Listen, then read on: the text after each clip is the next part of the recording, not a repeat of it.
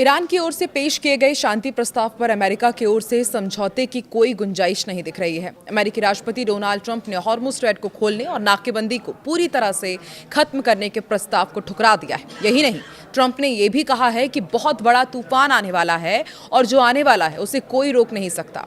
तो क्या ऐसे में अब ईरान और अमेरिका के बीच कुछ खतरनाक होने जा रहा है और इस तूफान के आखिर मायने हैं क्या? आइए समझते हैं इस वीडियो में। नमस्कार, मैं हूं आकांक्षा और आप देख रहे हैं न्यूज़ 18 का डिजिटल प्लेटफॉर्म। अमेरिकी राष्ट्रपति डोनाल्ड ट्रंप ने आज सोशल मीडिया पर एक तस्वीर शेयर की। इसे ईरान को धमकी माना जा रहा है। इस तस्वीर पर लिखा है कि तूफान आने वाला है और जो आने वाला है उसे कोई रोक नहीं सकता। वहीं ईरान के राष्ट्रपति मसूद पज़ेश्कियान ने कहा है कि अमेरिका की समुद्री नाकेबंदी कामयाब नहीं होगी।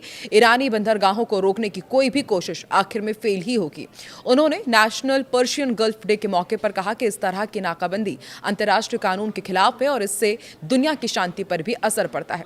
दरअसल एक्सियोस को दिए गए एक इंटरव्यू में ट्रंप ने सीधी सैन्य कार्रवाई के बजाय इस नाकेबंदी का बचाव किया था और इसे ज्यादा असरदार बताया था। साथ ही साफ कर दिया कि जब तक ईरान अपने परमाणु कार्यक्रम को पूरी तरह बंद नहीं करता तब तक ये पाबंदियां और कड़ी की जाएंगी। उन्होंने कहा कि Iranian are choking like stuffed pig, वो बुरी तरह से दम तोड़ रहे हैं। उनके लिए हालात और भी बुरे होने वाले हैं।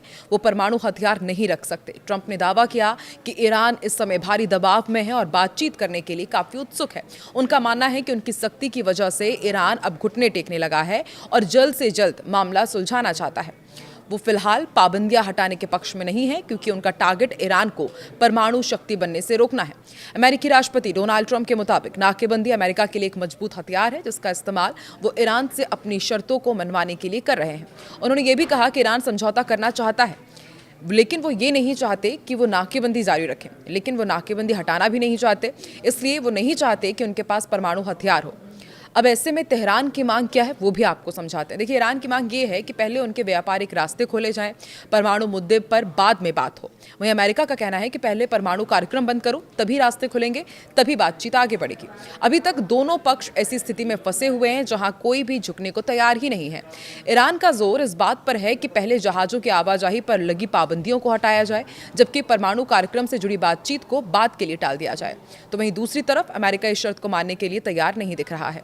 ईरान ने पाकिस्तान के जरिए फेज वाइज मामला सुलझाने का प्रस्ताव भी भेजा था जिससे पहले हॉर्मुज़ स्ट्रैट को खोला जा सके, लेकिन ट्रंप ने इस प्रस्ताव को ठुकरा दिया और उसके बाद धीरे धीरे समझौता करने का ये रास्ता फिलहाल बंद होता दिख रहा है।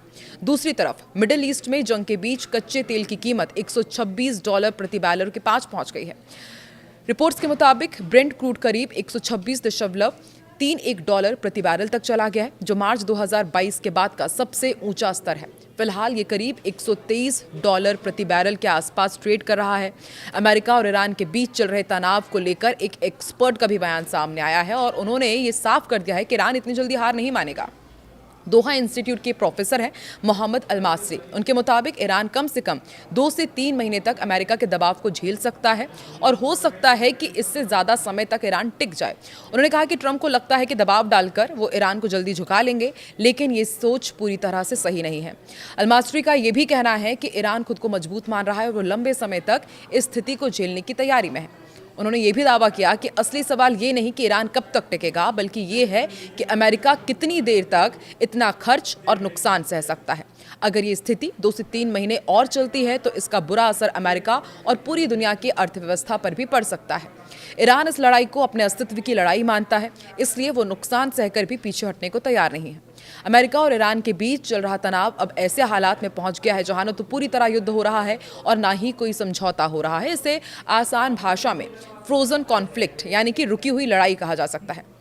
और जानकार ये कह रहे हैं कि अभी कुछ समय तक ऐसे हालात ही रहेंगे, लेकिन बहुत लंबे समय तक ऐसा नहीं चल पाएगा।